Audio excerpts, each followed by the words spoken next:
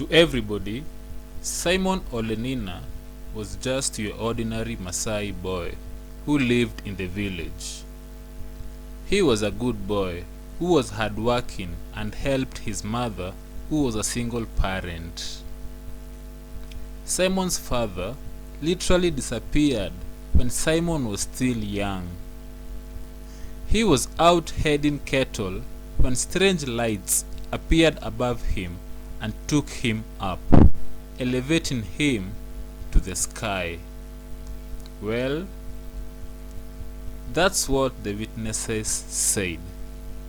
They were kids, little kids, who were playing nearby.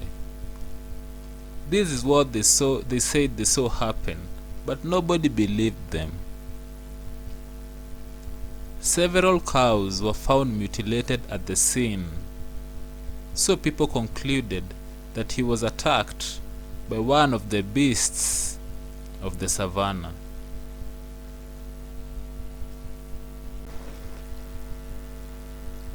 Simon had been brought up by his mom.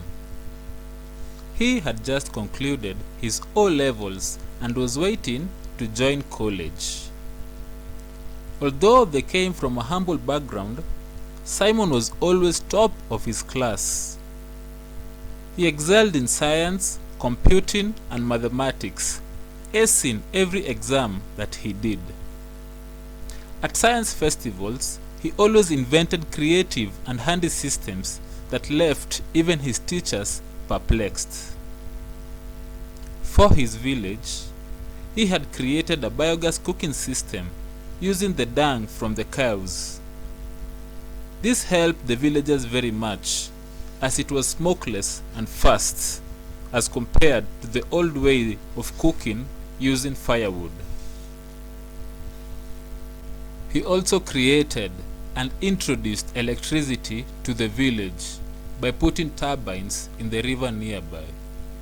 The turbines that he had created using old but stable iron sheets revolved, and he tapped the energy through the dynamo he had created and passed it as electricity through the village. The whole village loved him and was so grateful because Simon never charged them anything. He gave it all out for free.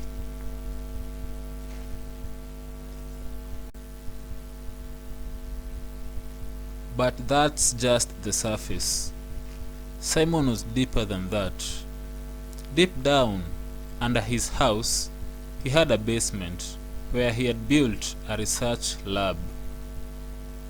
Actually, most of the electricity that he generated from the river powered his lab.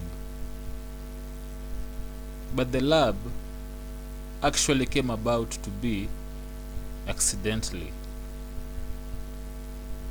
One morning at about 4:20 a.m., Simon was just chilling at the roof of his house looking at the stars, just admiring the beauty and perplexity of space. Suddenly, he saw this bright green streak of light shoot down to the earth from space. He rushed to the site as it was nearby to see what it was. He found a bright green rock had fallen, and it produced a humming sound. Curiously, he went ahead and took it. Although it was big, it was not as heavy. He took it to go and study it, and that's how the lab came about to be. So far it had been about 2 years, and his top secret mission was almost done. After he studied the rock, he found that it had superpower properties.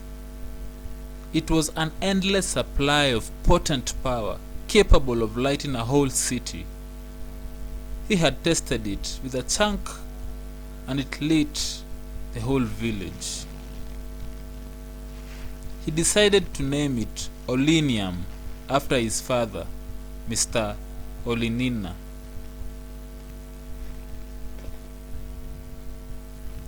Ever since he was young, Simon had always been fascinated by space. He had often wondered about his father's disappearance. Somehow, he believed the kid's account. Could he have been abducted by super beings above there?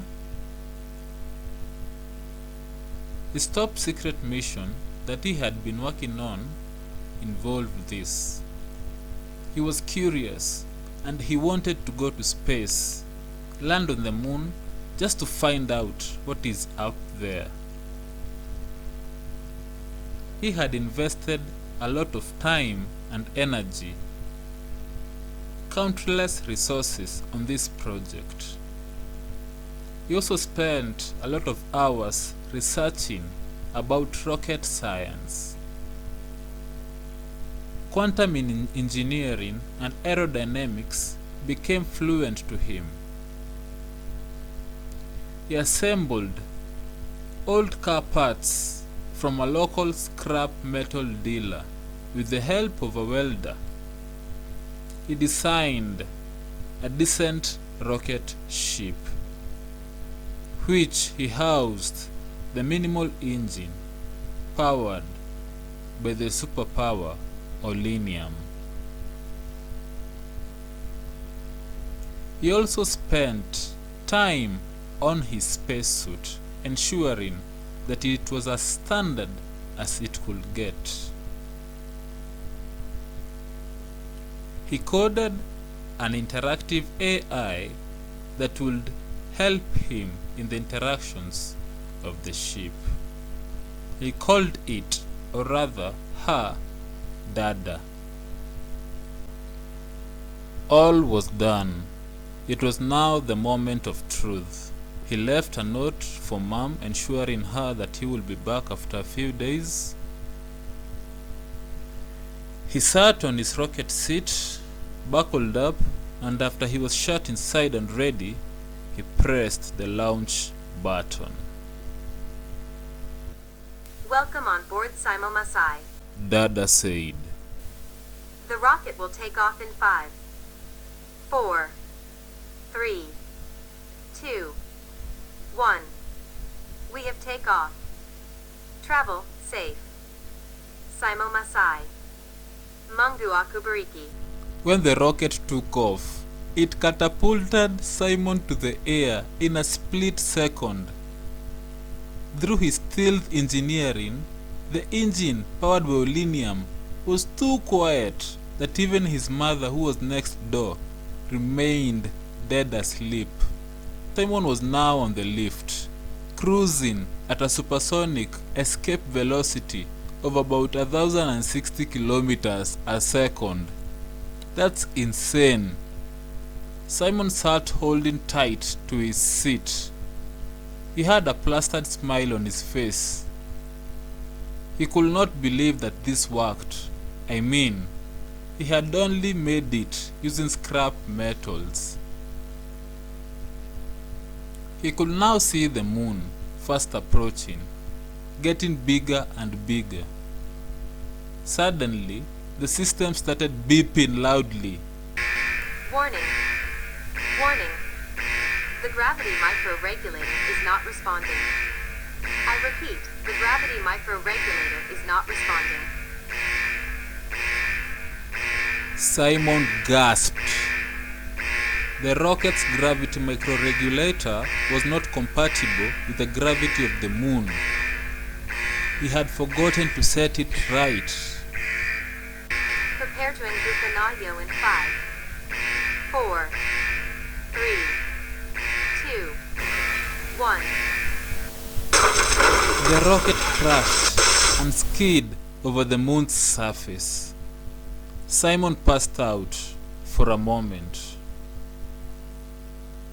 Although part of the rocket got damaged, the software was still intact, and Dada monitored his heartbeat. After a few minutes, Simon was up. Congratulations, Scimo Masci. You are the first African to land, or rather crash, on the surface of the moon. Estimated damage is at 37%, but the overall competence of the rocket is okay and will be able to get you back to Earth safely. Kindly get off the rocket now. I need space. Enjoy your stay. Simon had now totally regained consciousness. He kicked open the door, which was now faulty. He stepped outside, and Simon could not believe that he was now standing on the moon's surface. He went back to the rocket and took the country's flag and pinned it on the moon's surface. All around him, he was surrounded by millions and millions of stars, which now appeared huge and bright. He could clearly see Jupiter, Mars, Saturn, and even Venus. Earth was on the other side below the moon, so he decided to go have a look at it. On taking a glance, Simon could not believe his eyes. His pupils dilated, his mouth fell wide open, and his breathing stopped. He stood still as a statue, staring at what he had just seen. "Oh my God!" he exclaimed. "The earth is flat."